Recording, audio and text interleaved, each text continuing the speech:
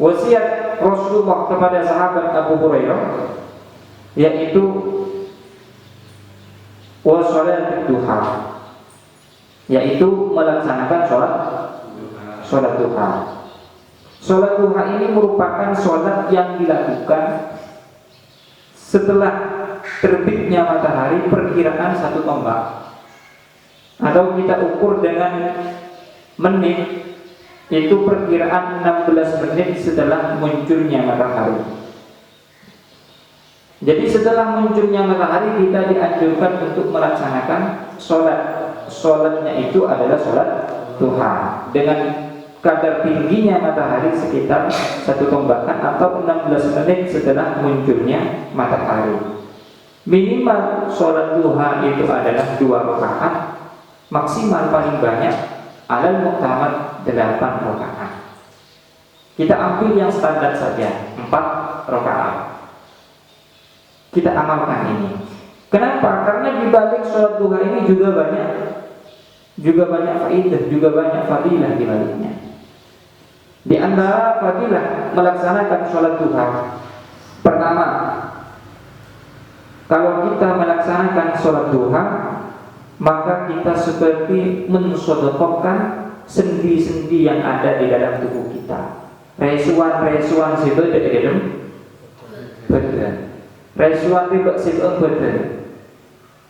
Banyak yang katanya 360 dalam tubuh.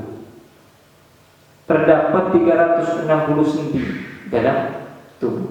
Kata Rasulullah, manusia ini setiap pagi diperintah, dianjurkan oleh Allah untuk mensedekahkan sendi-sendi yang ada di dalam tubuh ini sebagai rasa syukur kepada Allah bahwa kita telah diberikan nikmat oleh Allah Subhanahu wa ta'ala.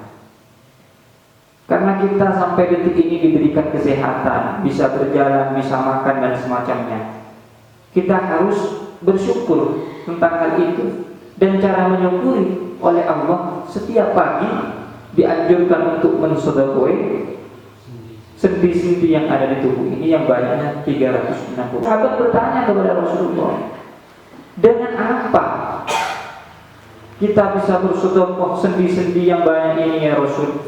360 ini ya Rasul. Akhirnya Rasulullah menjawab, cukup dengan melaksanakan sholat 2 rakaat setelah terbitnya matahari, yaitu yang dimaksud adalah sholat.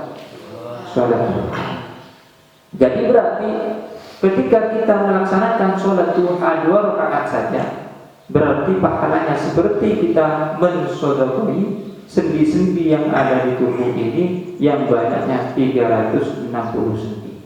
Seperti hanya sedekah 360 kali.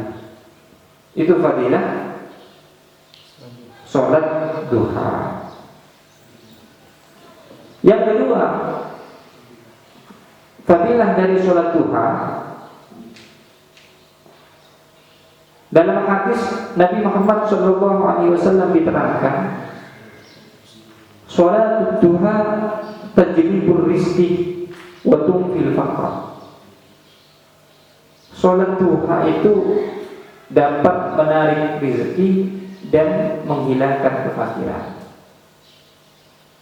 Maka pelaksanaan sholat duha ini sering dilakukan oleh orang-orang pebisnis, orang-orang pedagang, karena untuk menunjang kesuksesan bisnisnya. Karena memang sholat duha ini sangat membantu untuk mempermudah rezeki kita.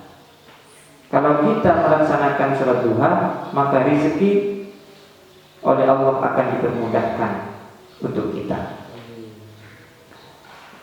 Cuma tetap dalam pelaksanaan sholat duha ini kita jangan terpaku terhadap sholat duha saja.